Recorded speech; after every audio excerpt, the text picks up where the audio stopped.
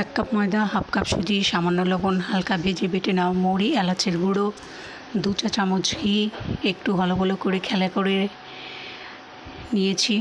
এরপর আগে থেকে তৈরি করে রাখা ক্ষীর অল্প অল্প করে মিশিয়ে 20 মিনিট অপেক্ষা করব, ঢেকে রেখে অপেক্ষা করব। এবার ওই সময়ের মধ্যে আরেকটি পাত্রে চিনির শিরা রেডি করে নেব। তারপর 20 মিনিট হয়ে গেছে, ঢাকা তুলে আরেকটু খেলা করে নেব সুজি ময়দার মিশ্রণের সাথে। খেলা হলো, কড়াইতে তেল গরম করে নিয়েছি। এবার একে একে পিঠেগুলো সব ভেজে তুলে নেব।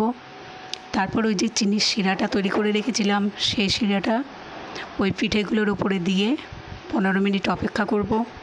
তারপর ভেতরে চিনির শিরাটা চলে গেলে একটি প্লেটে তুলে নিয়ে হাপুস হুপুস করে খেয়ে নেব। খেতে দারুণ হয়েছিল সুজি আর ময়দার মালপোয়া।